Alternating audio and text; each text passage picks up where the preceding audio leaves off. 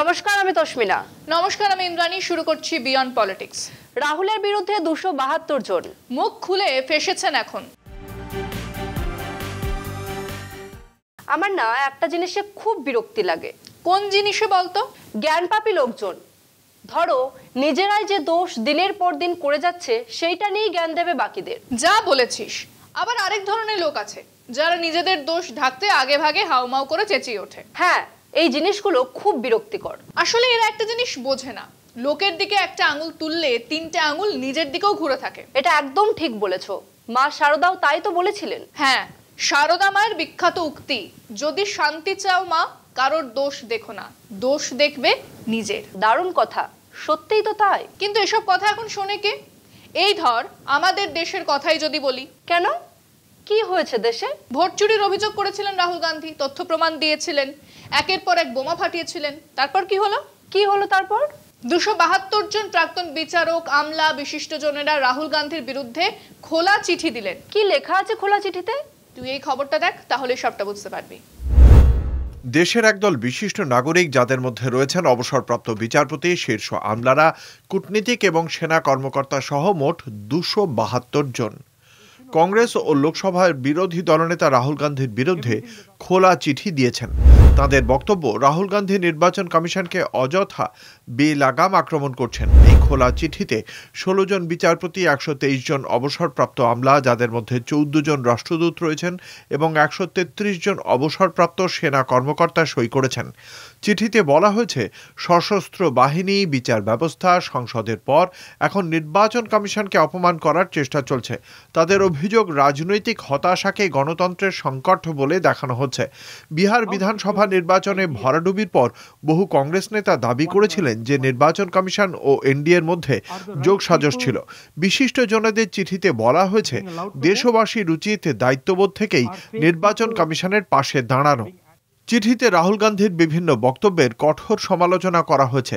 তাদের দাবি, রাহুল গান্ধী কমিশনের বিরুদ্ধে দেশদ্রোহী কাজ করার অভিযোগ এনেছেন।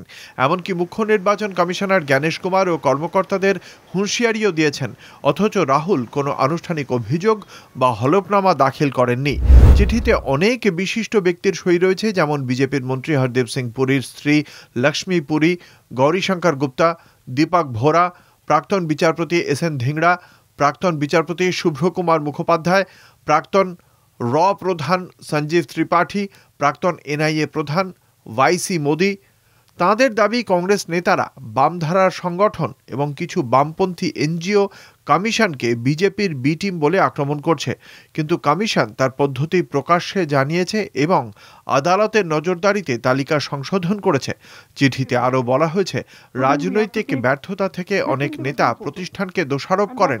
সুবিধাজনক ফল হলে অভিযোগ থাকে না, কিন্তু পরাজয়ের সময় কমিশনকে দায়ী করা হয়। কংগ্রেস কি বলছে? কংগ্রেস আরো বড় বোমা ফাটিয়েছে। কি বোমা, আমাকেও বলো। যারা চিঠি দিয়েছেন তারা রাহুল গান্ধীকে এক্সপোজ করতে গিয়ে নিজেরাই ফেসে গেছেন। কিভাবে ফেসেছেন? হাতে হাঁড়ি ভেঙেছেন কংগ্রেস নেত্রী সুপ্রিয়া সুইনেট। যেসব বিশিষ্টজন চিঠিতে সই করেছেন তাদের অনেকের বিরুদ্ধে গুরুতর দুর্নীতির মামলা রয়েছে। সে কি বলছো? ঠিকই বলছি। তাছাড়াও আরো বেশ কয়েকজন আছেন, যেমন প্রাক্তন বিচারপতি আদর্শ কুমার গোয়েল বা হেমন্ত গুপ্তা, প্রাক্তন রাষ্ট্রদূত ভাস্বতী মুখার্জি। এদের সঙ্গে সরাসরি আরএসএস যোগ আছে বলে অভিযোগ। এ তো বিশাল বড় অভিযোগ। সবচেয়ে বড় প্রশ্ন, রাহুল গান্ধী নির্বাচন কমিশনের স্বচ্ছতা নিয়ে প্রশ্ন তুলেছিলেন, তখন এই বিশিষ্টজনেরা কেউ কথা বলেনি। হঠাৎ এখন কেন? সেটাই তো, রাহুল গান্ধী তো সাংবিধানিক সংস্থার স্বচ্ছতার জন্যই তথ্য প্রমাণ দিয়েছিলেন।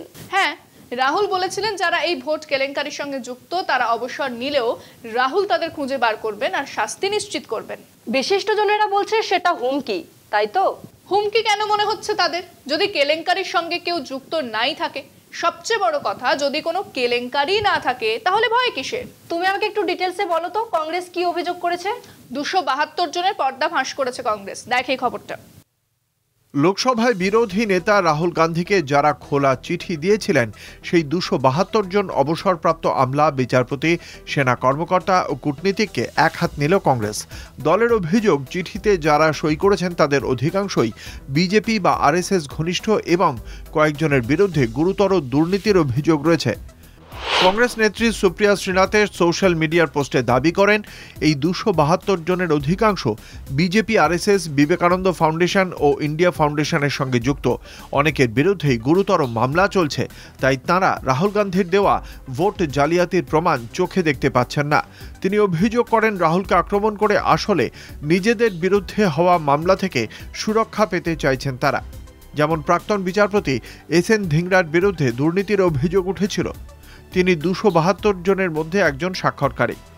শ্রীনাথে যাঁদের নাম উল্লেখ করেন তাদের মধ্যে রয়েছেন অবসরপ্রাপ্ত বিচারপতি পি.এম. রবীন্দ্রন, প্রাক্তন র প্রধান সঞ্জীব ত্রিপাঠী, অন্ধ্রের প্রাক্তন মুখ্য সচিব আই.ওয়াই.আর. কৃষ্ণা রাও, প্রাক্তন রাষ্ট্রদূত ভাস্বতী মুখোপাধ্যায়, কেরলের প্রাক্তন ডিজিপি টি.পি. সেনকুমার, ঝাড়খণ্ডের প্রাক্তন ডিজিপি নির্মল কৌর, কর্ণাটকের প্রাক্তন মুখ্য সচিব বি.এইচ. অনিল কুমার, প্রাক্তন আইপিএস ভাস্কর রাও, অবসরপ্রাপ্ত লেফটেন্যান্ট জেনারেল ডিপি ভাট এবং অবসরপ্রাপ্ত মেজর জেনারেল পি.সি. খারবান্দা।